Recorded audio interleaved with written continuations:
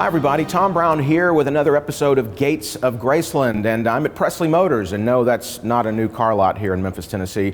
It's part of the new complex called Elvis Presley's Memphis that is waiting on you to explore. If you haven't been here, it's a whole new experience at Graceland, all kinds of museums and exhibits that you haven't seen before, things that have been up in the archives. And one of the areas that we're going to take a look at is the automobile collection of Elvis Presley. Of course, we all know that all the cars meant so much to Elvis. Well, there are automobiles here that you haven't seen before, and to tell us all about them, I'm going to go find Angie Marchese, Director of Archives. I'm sure she's somewhere around one of these cars. Follow me.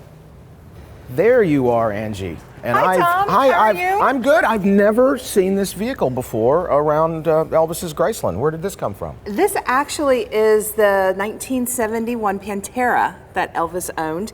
He bought it in 1974, and it's been on display at the Peterson Car Museum in Los Angeles.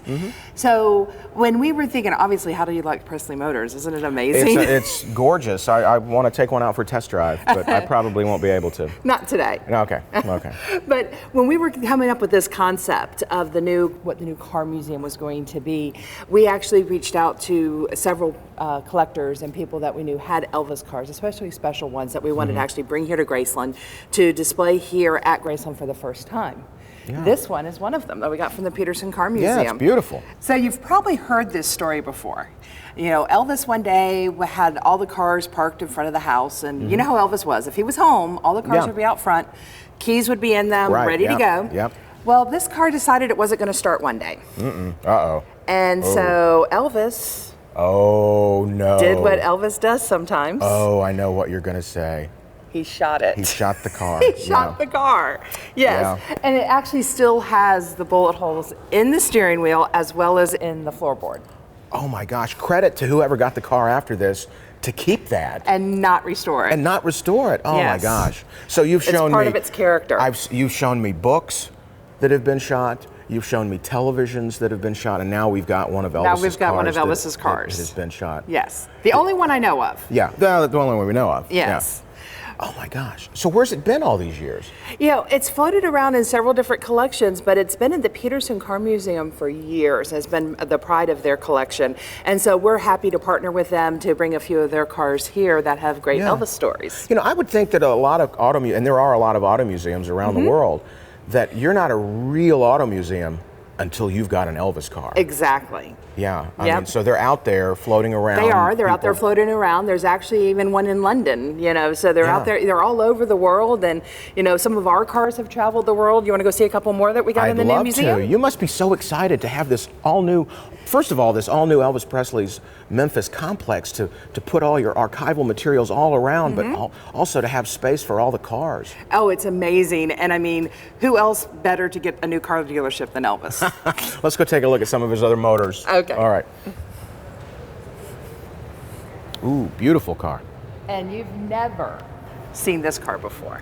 Never. This car recently has been completely restored, and it's been in our archives, and we brought it out just to put on display here in the new Auto Museum. Wow. And what's the story? How did it fit into? It's a Mercedes 600, and Elvis, 1969 model. Elvis bought 3 Mercedes 600s back in the late 60s, early 70s, including a 6-door Pullman, which is like a Mercedes limousine, the one from Elvis on tour. And he bought 2 Mercedes 600s that were 4 doors, like this one. One was used when he accepted the 10 Outstanding Men of the Nation Award here in Memphis. Right. That was the car he used to get around in, was the Mercedes 600. This car was actually one of those 2 cars. It was used a lot in California. As you'll notice, it does have California plates on the front. Elvis did drive it himself, and didn't even know this fact, but there's only 2,700 600s made. So Elvis has 3 of the 2,700 cars made of this style. Right, and how many are still around out of that 2,700? Probably not a lot. Not a lot. Over those years. Not a lot at all. So this is a car, so it's in California. How does it make its way to Memphis? I have a feeling that Elvis says, Bring it to Memphis, guys. To Richard Davis or somebody, hey, bring it to Memphis. Bring it to Memphis. Then they're on the road. That's the best part about the collection is as we're going through documents and stuff like that, you can see where the guys were on road trips driving these cars cross country. Because you've got gas receipts, I bet. We have gas receipts. You can kind of put the whole daily planner together. Where they traveled to, where they stopped for gas, where they spent the night to get cars to and from California to Memphis. Yeah. One of the things I have to say that really strikes me as we come into the main room here at Presley Motors, the cars are down where we can see them. They're not like back up on pedestals that are so high. And the other auto museum was a great auto museum, but the cars really become more real to us when they're down where we're used to seeing cars like this. Yes, the one goal for us when we were doing the concept for this exhibition was to not just repeat what we'd had for the past 20 years. Right. It was to make it different, highlight the cars in a different way, make them speak for themselves. Yeah. And so bringing them down to floor level, as well as letting our guests get close and personal with them. I mean, you can actually walk around most of the cars now, so which we'll do in just a moment. You actually get 360s, which before you never did. Yeah. So it was really kind of our goal to give you that little bit more closer to Elvis's vehicles. And you must have been walking by this one in the archives for years. For years. Wanting to get it out there. Literally, this car set this far off the ground because it has a hydraulic system in it that was shot. So we couldn't even move it because the bottom of it would scrape the concrete. Yeah. Oh. And so it was, for years, it was just covered up, but it's like, yep, there's the Mercedes we have, and one day we'll get it fixed. Wow. And so it has a whole new hydraulic system put into it, completely restored, not a new paint job. They just buffed out the paint to make it, sparkling. As you can still see, there's still some chips and stuff. Yeah. All original to the car.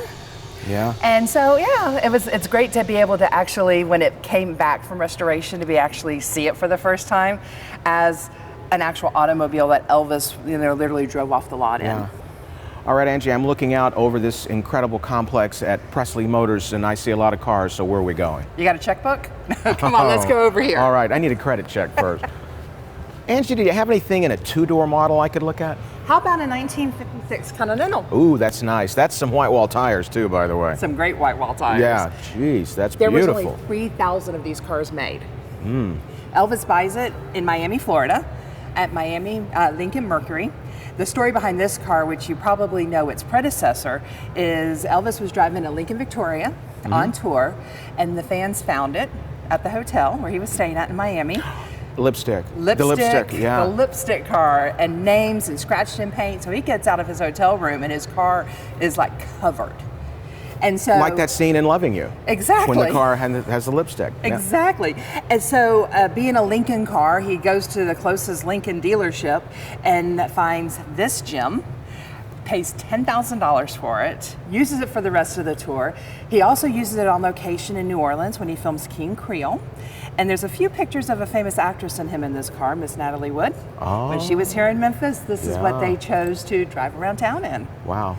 I'm looking at this car, like I said, beautiful white wall tires, back in the day when white wall was a white wall tire. Exactly. And it's almost another timeless car. I mean, you could drive it today and it doesn't really look out of place as a 60-year-old vehicle. No, it really doesn't. It is completely restored, so it does actually run. All you need to do is put gas in it. All I need is the keys. I don't have those for you, sorry. You got to sign on the dotted line first. Oh yeah, not on the line that is dotted. And you were saying this is back in the day when Continental was still a Continental brand. A Continental brand. Yes, it had not fallen under the Lincoln brand as of this point yet. It would be several years before they actually became Lincoln Continentals. Yeah. So this is strictly just a Continental, but it was sold at a Lincoln dealership. Right. Now, what would you give if you still had that lipstick car? I would give so much money. If anyone knows where that car is, that would be a gem to add to Presley Motors, wouldn't it? And I'm sure the lipstick might be gone by now. I don't know. The last time I heard about it, the dealership actually where Elvis traded that car in had it on display there forever. With the lipstick on it? With the lipstick still on it. Oh, somebody out there knows where that car is. Someone in Let Miami, us know. you know.